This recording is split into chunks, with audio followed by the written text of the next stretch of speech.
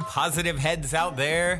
Thanks for tuning your beautiful brainwaves into another episode of the Positive Head Podcast, where we are firmly convinced that creating success and happiness is rooted in understanding the ultimate nature of reality, and the fact that as human beings, we are all immensely powerful fractals of the one and only source consciousness which creates and animates all things. After years of exploring this awe-inspiring truth on this podcast, I'm super excited to announce that we are now going even deeper down the rabbit hole on the new late-night style consciousness-elevating talk show called Optimistic, which features none other than you, the listeners.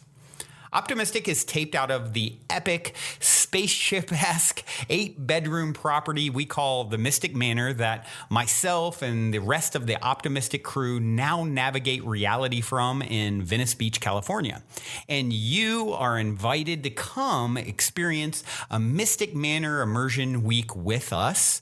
During your week-long stay, you'll enjoy unique workshops, chef-prepared meals, one-on-one time coaching and consulting with me, and even co-creating magic with me as a guest on both Optimistic and an episode of the Positive Head podcast.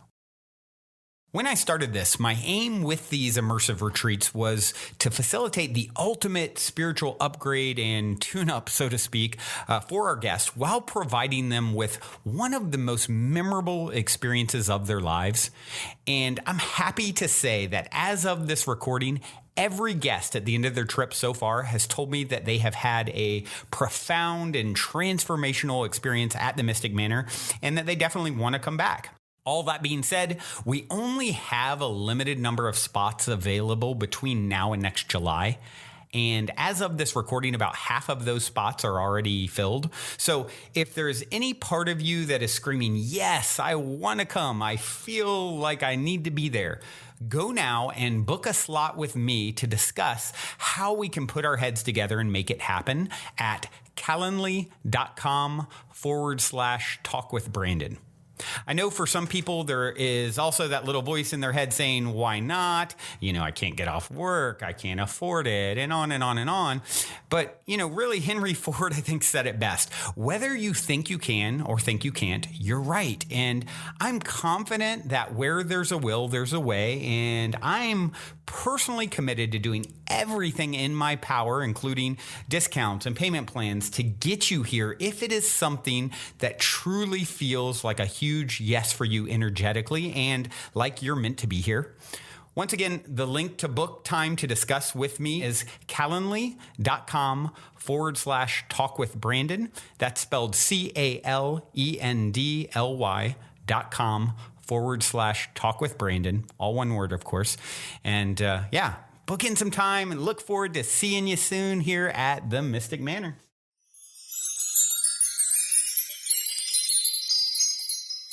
All right, all you positive heads, welcome back. Thank you so much for joining me today as I kick off this week, spur of the moment, fill in for Brandon. And I'm here all by myself today and very happy to be here with you all. I wanted to announce a couple of events before we get started today. The first one is coming up at the beginning of February in Los Angeles, the Conscious Life Expo. This is the 18th year this event has been going on. I have been personally going for the last 4 years, I think. And this year, I'm really super excited about it because of all of the amazing speakers that are going to be there. Bashar is there this year, Greg Braden, James Redfield, Paul Selig, Julia Cannon, of course, one of my personal faves, Teresa Bullard, Daniel Pinchbeck, just to name a few. And this conference is happening February 7th, 8th, and 9th with post-conferences on the 10th. So I look forward to seeing you all there if you can make it. And the other event that I'm really excited about, speaking about James Redfield, you guys, if you don't recognize the name, you will recognize the book, The Celestine Prophecy. This is one of the best books of all time. It was one of the actually the first book I read that really got this spiritual journey of mine on its way. And it's still the book that I recommend to this day to anyone who's just beginning this journey. And to anybody who's been on the journey for a little while and who hasn't read this book, because it's just an amazing book. It's one of those foundational, I feel like, books that everybody needs to read. It's like, if you want to understand synchronicity, that is the go-to book. After this book, you will understand that there are no coincidences in life. And he really displays it beautifully in this book. So if you haven't read it, certainly check it out. And if you are able to be in Sedona, April 11th, come and check him out at that event. You can find it on the portal to ascension.org website. And last but not least, with all my announcements today, everybody, but I have my own event coming up that is going to be February 22nd, 222. That's right. I did that on purpose because I just love my 222s. But this is going to be a group past life regression workshop held at Abundant Space in Scottsdale. So if you are local to the Phoenix area, please come and check it out there. We will put up a Facebook event soon, but right now you can find it on the Abundant Space calendar. And I would so love to see you there. So on with it for today. What I thought I would do is talk about some of the questions that were addressed on our Facebook group. And if you are not a member of our Facebook group, please join us, Positive Heads.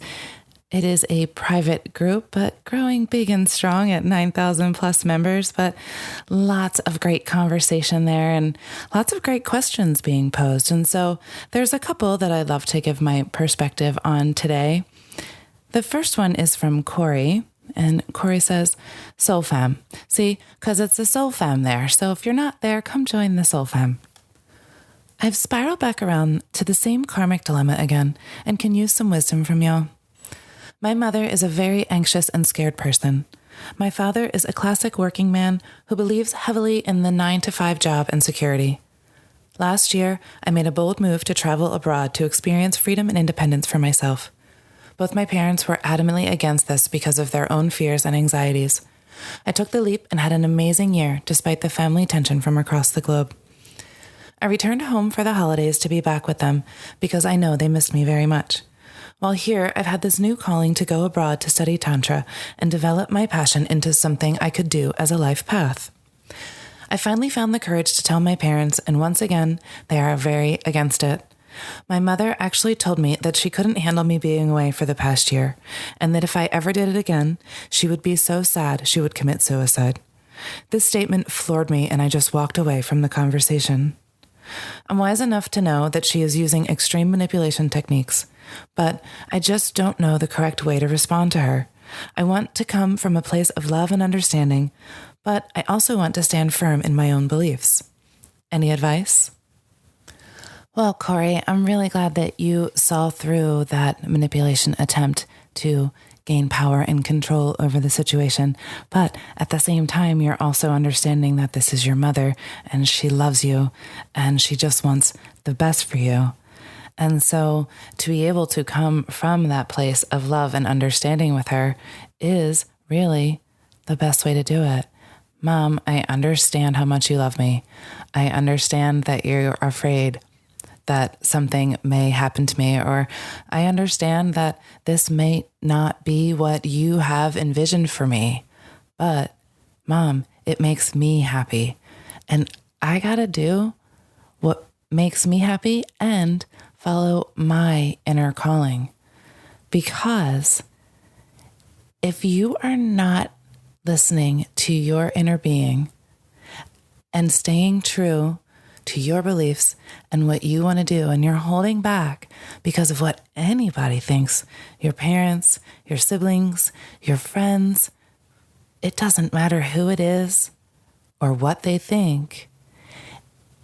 If you're holding back from doing what makes you happy or what you truly believe in because of somebody else, it is like putting chains or shackles around you and being unable to allow your spirit to soar.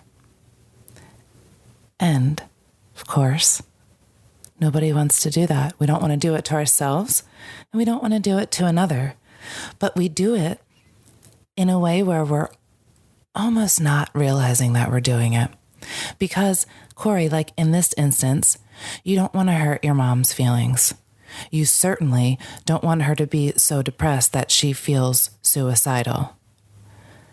At the same time, are you going to say, okay, Mom, I'm going to give up my entire life. I'm going to do whatever you want me to do so I can make you happy? Because would she really be happy after all of that? No, because we can never make another person happy. People only make themselves happy, and we can only make ourselves happy. And the way we do that is by following our path. Our inner being knows exactly where it wants to go. And the only time that we feel any kind of resistance to it whatsoever is when we are not going with the flow of that, when we are shackled down or chained down to what other people say that we should or shouldn't be doing.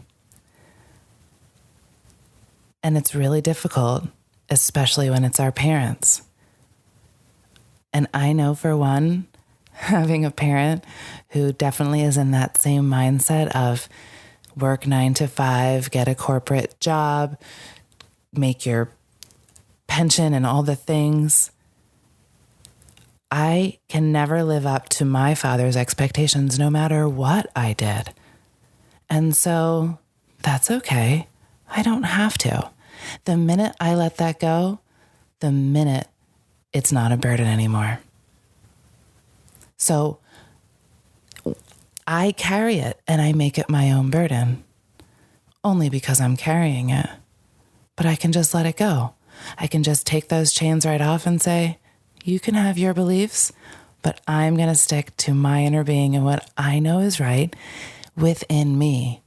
And it's okay for you to think whatever you want to think.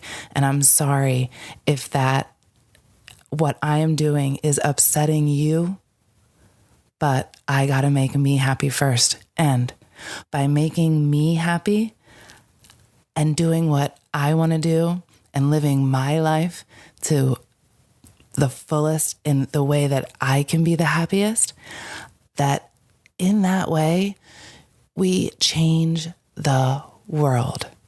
And this reminds me of something that Sarah Rusk had sent me earlier this evening. She said she went to a seminar over the weekend, and this topic that kept coming up is that the impact a simple action from one person can indeed impact the world for better. And it's so incredibly true. If we were to each follow what our inner being wants, if we were to each just go with the flow, we all practice simple acts of kindness, these ripples just extend and extend out into the world. And this is how we create change. So I think the best way, Corey, to handle this situation with your parents is by lovingly listening, allowing them to be heard, and then also lovingly say, thank you, I hear you, I love you, but this is what I want, and this is what I'm going to do. Reminding them that this is your life, this is your journey, and these are your decisions to make. And if you're going to make mistakes, you're going to learn from them, because that's what they're for. But you're always going to be all right. Remind them, I'm always going to be all right, and I'm always going to be here. I'm not going anywhere. I'm still going to be your son, and I'll always be here.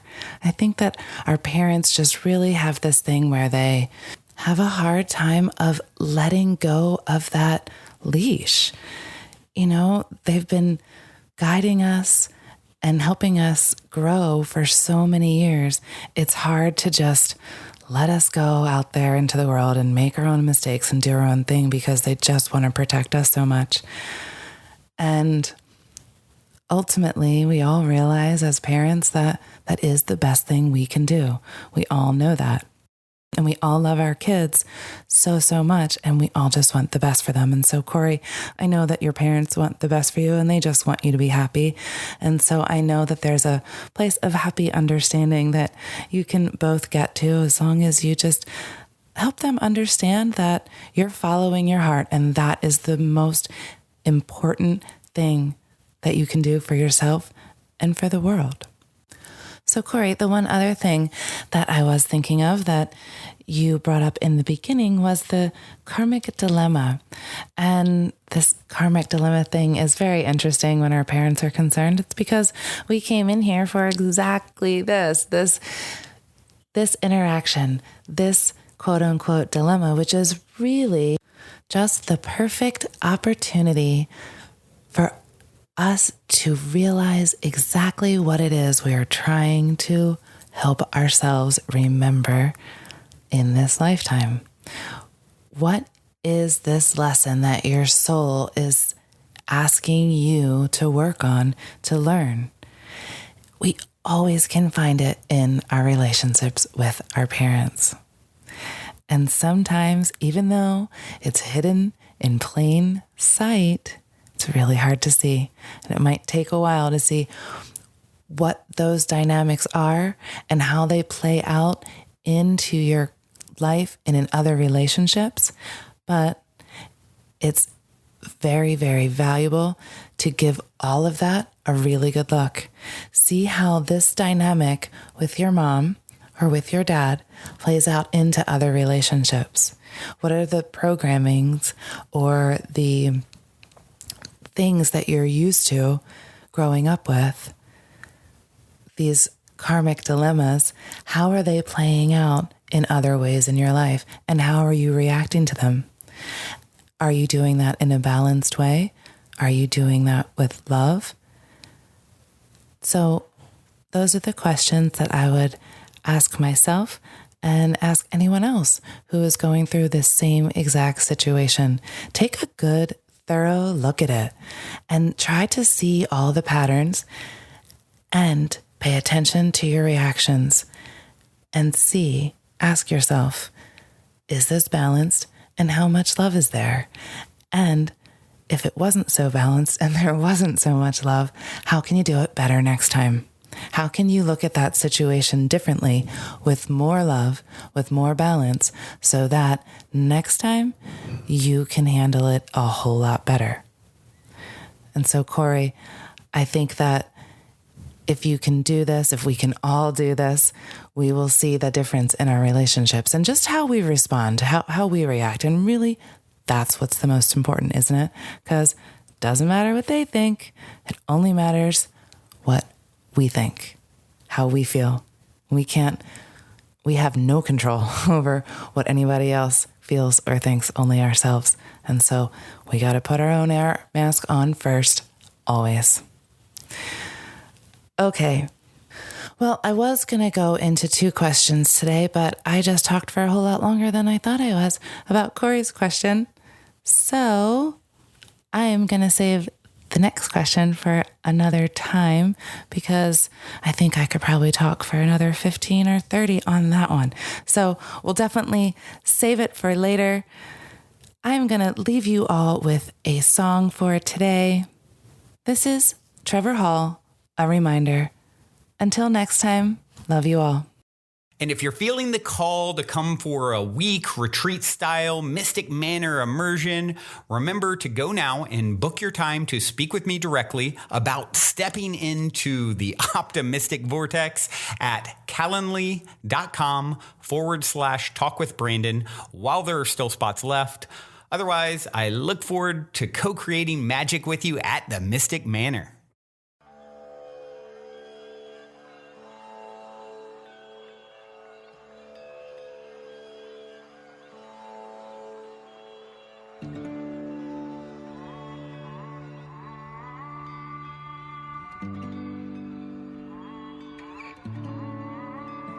And do you remember when you looked in the water and saw your reflection, the embers They drew out a map and they showed you direction. Your center is far in the east, where your heart is at peace when you enter.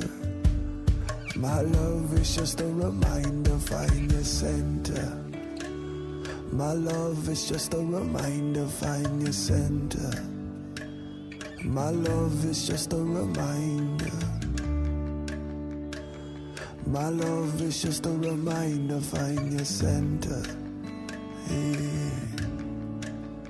Well, help me recall that first morning, sunlight at dawn, and cracks on the floor, well, it served as a warning. Everything's changing, I'll rearrange it. So familiar, so amazing. Hopped in the car, drove through the mountains, cows in the street, prayer beads you were counting. There was the river, eternal giver, flowing forever. Remember, find your center. My love is just a reminder, find your center. My love is just a reminder. My love is just a reminder, find your center. My love is just a reminder.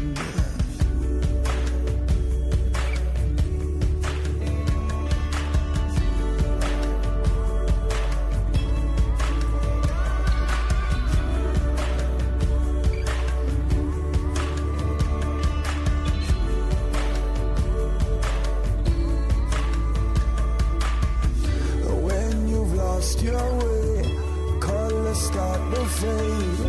Take a look within, find your offering. Hold it to the sun, let your spirit run. Remember, find your center. My love is just a reminder, find your center. My love is just a reminder.